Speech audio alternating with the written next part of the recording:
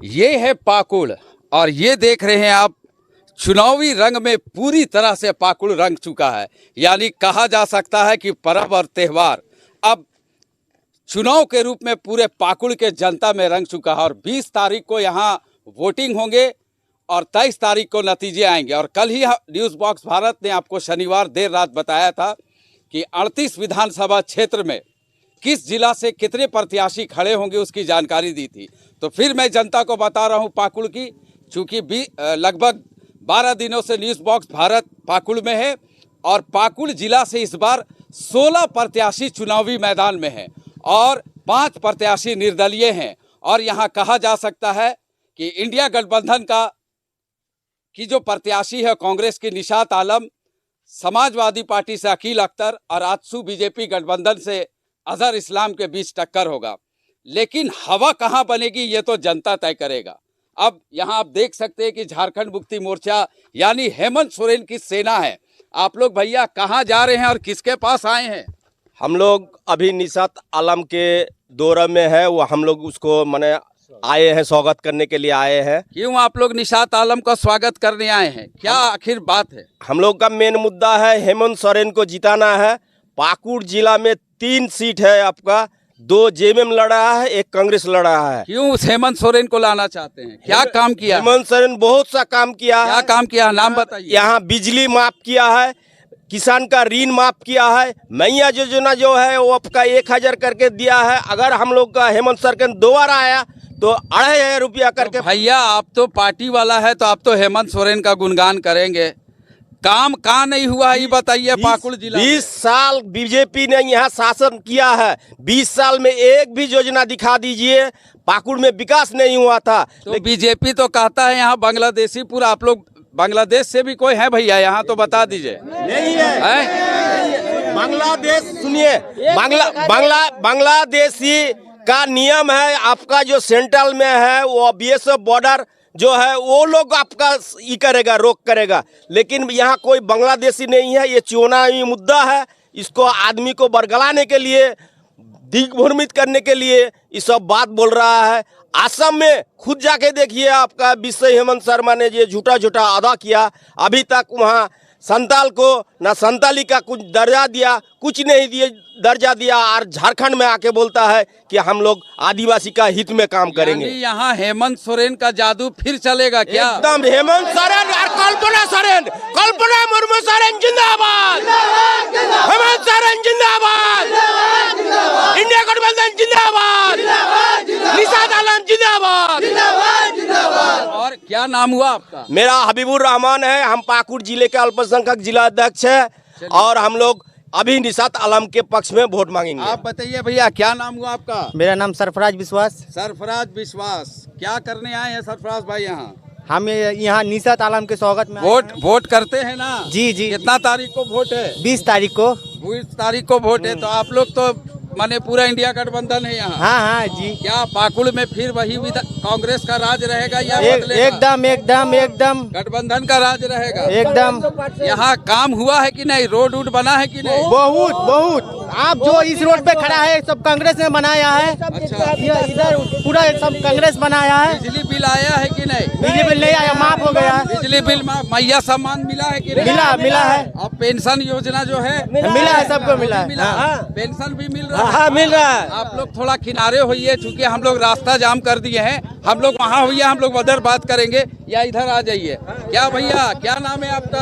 हमारा नाम सलीम शेख। सलीम शेख। कहाँ, बांग्लादेश से आए का? नहीं, झारखंड का है। झारखंड का है? कैसे, कुछ प्रमाण है? प्रमाण सब है। क्या है आपके पास? आधार कार्ड है, वोटर लिस्ट है। बीजेपी वाला बोलता है असम का जो मुख्यमंत्री है कि जामताड़ा में और पाकुड़ में बहुत बांग्लादेशी घुसा हुआ है। ओ भरलाना का काम कर रहा है वो है?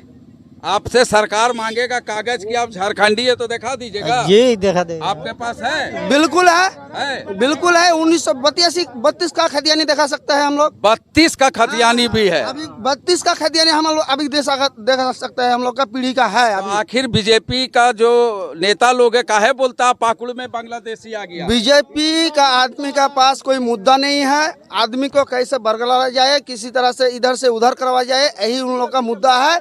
आज तक कोई काम के ऊपर कुछ काम का ऊपर वो लोग मुद्दा नहीं लेके आया है। हमारे गठबंधन सरकार मैया योजना बोलिए, अबू आवास बोलिए, फूलो भाई सावित्री बोलिए, अभी जो बोल रहे हैं बिजली बिल 200 यूनिट फ्री भी कर दिया। पहले बकाया जितना भी बिल था वो भी माफ कर माने दिया। आप लोग हेमंत सरकार, जो हेमंत सोरेन की सरकार है झारखंड, उससे खुश हैं? बिल्कुल खुश है, बिल्कुल खुश है। पूरा जनता जिंदाबाद जिंदाबाद, कल्पना सरन मुर्मू जिंदाबाद जिंदाबाद क्या जिंदाबाद। नाम हुआ भैया?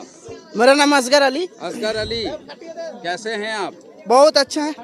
कितना तारीख को वोट है आप लोग का यहाँ? 20 तारीख को हम लोग का झारखंड विधानसभा चुनाव का सेकंड फेज का वोटिंग है। तो पाकुड़ का कैसा रंग है? बदलाव होगा या यही रहेगा जो चला आ रहा है आपका? पाकुड़ का रंग हेमंत सोरेन और माननीय आलमगीर आलम साहब और इंडिया गठबंधन से रंगा हुआ और रंग था और रंग गया है। और रंग गया है। एकदम, मन एकदम। एक तो बहुत बड़ी चीज है कि 1952 के बाद एक महिला प्रत्याशी यहाँ खड़ी है। कितना महिलाओं में और आप लोग में कितना उत्साह है? हम लोगों में से एक घर की महिला रोड में निकल गई है। हम लोगों में से जैसे कि पुरुषों से ज्यादा अभी महिला में बहुत सारा रुझान है। मेरा बीबी जो है अभी बोल रहा है कि हम लोग वोट डाल रहे थे, इस बार हम लोग निशात आलम महिला कैंडिडेट खड़ा हुआ है, हम उन्हीं को वोट डालेंगे।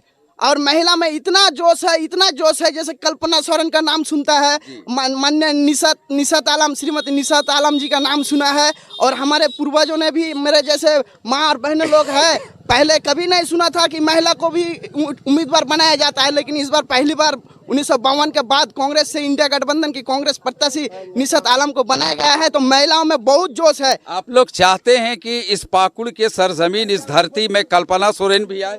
कल्पना सोरेन अभी फायर ब्रांड है हम लोग का, जेएमएम से एकदम हम लोग का एक उसो स्टेट का नेता है। लेकिन उसका अल्लाह ने इतना उसका नियामत दिया है कि वो सेंट्रल में भी नेता। लेकिन अखिल अख्तर भी तो यहाँ का मजबूत नेता है, कहीं चुनाव में बाजी पलट नहीं जाए। अखिल अख्तर को सब जानता है, वो एक दल बदलू नेता है। उसका अभी कहीं पे निगाह, कहीं पे निशाना, उसका कहीं पे निगाहें, कहीं पे निशाना है। हाँ। अखिल अख्तर अखिल अख्तर का वो उसका सब जान चुका है। उसका एक दल बदलू है, जैसे नीतीश कुमार एक चाचा है ना मेरा पलटू राम, इसी तरह ये दल बदलू पलटू राम पलट जाता है, कभी इधर तो कभी उधर। उसका कोई स्थिति नहीं है, वो तो रेस से बाहर है। वो कहते हैं कि हमने जब विधायक थे 2009 में तो बहुत रोड पुलिया बनाए, अस्पताल बनाए, बहुत विकास किए हैं, शिक्षा का विकास किए हैं। कैसे आप लोग कहते हैं कि वो काम नहीं किए हैं? अगर उतना ही विकास किया हुआ था तो उसको आखिरकार 2019 में हमारे नेता माननीय आलमगीर आलम साहब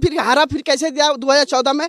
2014 में उसका 18,000 वोटों से हमारे माननीय आलमगीर आलम साहब जब गठबंधन में नहीं थे तब 18,000 वोट से हराया था। और अखिल अख्तर जी ने जब 2009 में चुनाव हुआ था उसमें सिर्फ 6,000 वोटों से हराया गया था। वो भी दूसरों का सहायता से जीता था अखिल अख्तर। उसका कोई जनाधार यहाँ पर नहीं है। जेएमएम से जीता था और मेरा कांग्रेस से यहाँ पर माननीय आलमगीर आलम साहब जीता था, उसका जनाधार नहीं है। एक बात और बताइए कि आलमगीर आलम इस वक्त जेल में है, हम उस चीज़ पर नहीं जाएंगे कि क्यों वो जेल में है, तो कितनी पाकुड़ की जनता को कमी खलता है कि नहीं खलता उनके जेल जाने? माननीय आलमगीर आलम साहब का कमी हम लोग का इस तरह से वो बना के गया, इतना हम लोग के लिए आदर्श है कि एक आलमगीर को जेल में डालने से कुछ फायदा होने वाला नहीं है। यहाँ का जितना वोटर है पाकुड़ विधानसभा का, हमारे इंडिया गठबंधन का, खास करके कांग्रेस से, सब ही आलमगीर आलम है। हम लोग सब आलमगीर आलम है। आलम जिंदाबाद, आलमगीर आलम जिंदाबाद, समीर आलम जिंदाबाद।